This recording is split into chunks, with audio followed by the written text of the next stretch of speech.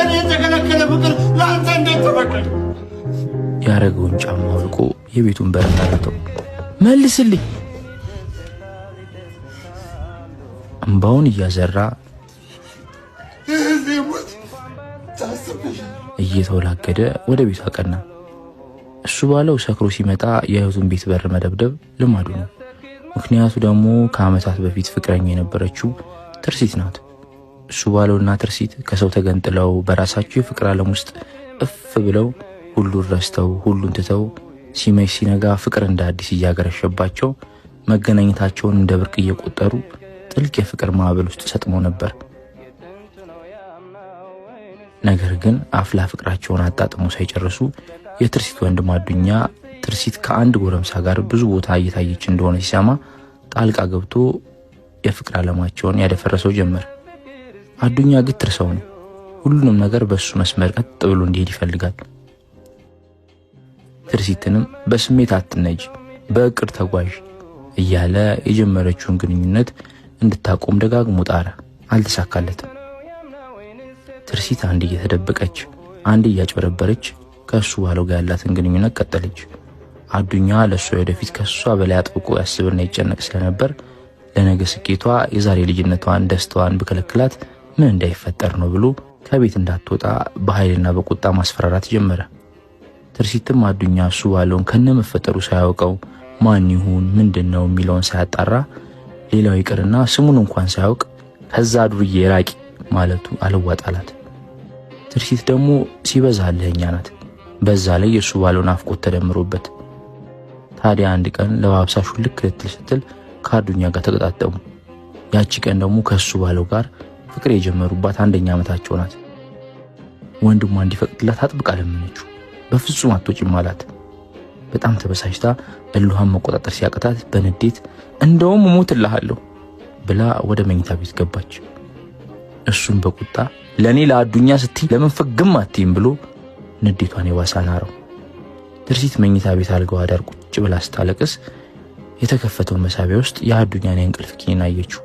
እልህ ምላጭ ያስወጣል አይደለም የሚባለው። አንስታ አፏ ውስጥ ሞጀረችው። አዱኛ ለሰዓታት መታ ይቅርታ ትጠይቀኛለች ብሎ ጠበቃት። ዝም ስትል ተጣራ። መልስ የለም። በስተመጨረሻ ወደ መኝታ ቤት ገባ። ትርሲት በእልህ የዋጠችው መድኃኒት መጠኑ አልፎ ለስከ ወዲያኛው ሸልባለች። አዱኛ ህይወቱ ቀጥ አለ። ምንድነው የተፈጠረው ብሎ የሚጨብጠውን አጣ። እሱ ባለው ይሄንን ሲሰማ የበድን ያህል ጸጥ ረጭ አለ። ካፉ የወጣው ቃል ትርሲት ብቻ ነበር። ድሮም እሷን ሲያገኝ ተጫዋች ሆነ፣ ከሰው ተላመደ እንጂ ማንንም ቀና ብሎ ማያይ ደፍሮ ማያወራ ሰው ነበር።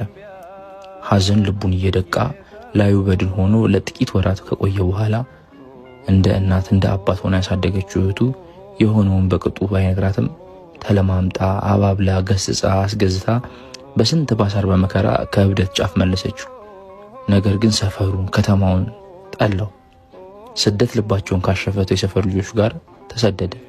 ለአንድ ዓመት ያክል በረሃ ለበረሃ ሲንከራተት ቆይቶ ስንት መከራ ሳልፎ አብረውት የሄዱት ገሚሶቹ ሞተው ከቀሩት ጋር ደግሞ ተጠፋፍቶ ወደ ሀገሩና ወደ ተወለደ ሰፈሩ እድል ቀንቶት ተመለሰ። እህቱ በልልታ ሰፈሩን አቀለጠችው። ደስታዋ ወደ ራጣ። ወንድሜ መከታዬ ብላ ብዳለች።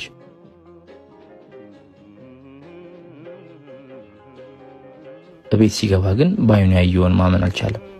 ማርታ ከትርሲት ወንድም ከአዱኛ ጋር አብራ መኖር ጀምራለች። ቤቱን ለቆ ወጣ። አብሮ አደጉ ሙሴ የሆነውን ነገር አስረዳው። ማርታ እሱ ቤት ሲጠፋ በጠና ታማ ነበር። ለ6 ወር ያህል እየተንከባከበ ሰው ያደረጋት አዲስ መስሪያ ቤት የተዋወቀችው የሥራ ባልደረባ የነበረው አዱኛ ነው። እሱ ባይኖር ኖሮ ምናልባት ማርታ እስካሁን በህይወት አትኖርም ነበር አለው። ትርሲትን ያሳጣው ሰው የአንድ እህቱ አዳኝ ሆኖ ህይወት ውስጥ መከሰቱ ትንግርት ሆነበት። ሐዘንና ውለታ እንደገና የተረፈ ልቡን እኩል ደቁሰው ጸጥ ረጭ አሰኙት። ማርታም በተፈጠረው ገጠመኝ በጣም ደነገጠች። አዱኛም ሁሌ የእግር ሰዓት ስለምትሆንበት ስለ እህቱ ስለ ትርሲት ጫፍ ጫፉን ቢነግራትም ወሬው ሲነሳ ስሜቱን መቆጣጠር ስለሚያቅተው እሷም ከዛ በላይ አዱኛን ማስጨነቅ ስለማትፈልግ ሙሉ ታሪኩን ሰምታ አታውቅም። ከዚህ ክስተት በኋላ ህይወት ለሁሉም ግራ ሆነች። እሱ ባለው ከጓሮ ያለችው ቤት ውስጥ መሽጎ አንድ ህትመት ቤት ውስጥ ተቀጥሮ ዝም ያለ ህይወት መኖር ጀመረ። ማንንም አያናግር፣ ብቻ የሚያርፍባትን እሁድ ቀን እየጠበቀ ከጧት ጀምሮ ሲጠጣ ይውላል። ወደ ከሰዓት አቅሉን ሲስት እህቱ ቤት በር ላይ ይቆምና አንድ መስመር ትዝብቱን እየደጋገመ ያነበንባታል። ለኔ ሲሆን የተከለከለ ፍቅር ለአንተ እንዴት ተፈቀደ?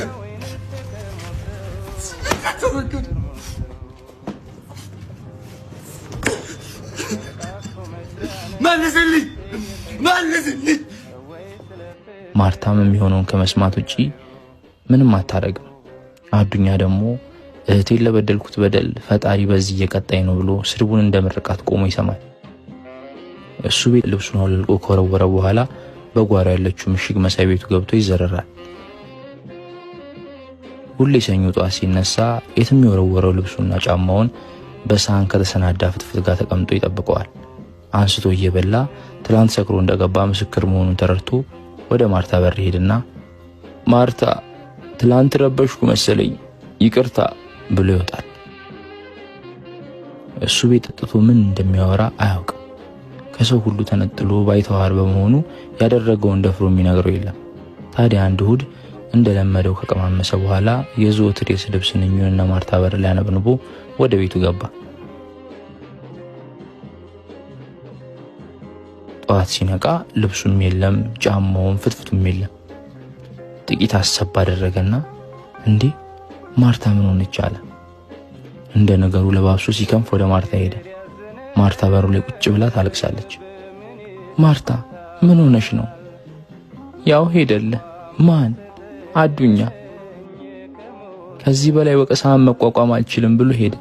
እስከዛሬ አንድ ቀን ያወራኛል ሊቅር እንባባላለን በሚል ተስፋ ነበር ሁሌ ሰኞ ጧት ልብስን ለቃቅሞ ፍትፍት ይዞ ቤትህ የሚመጣው። ግን ደፍሮ መቆም እየተሳነው መልሶ ይወጣል።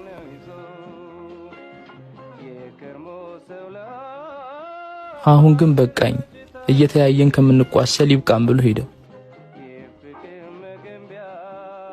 እሱ ባለው ውስጡ አንዳች ነገር ተገላበጠ።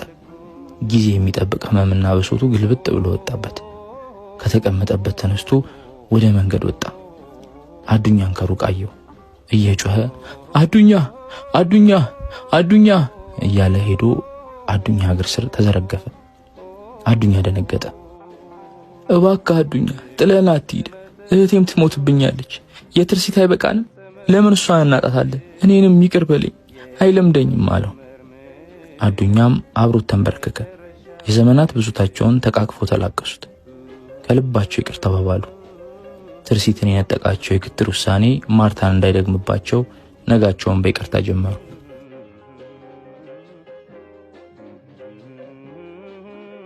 እንዲያ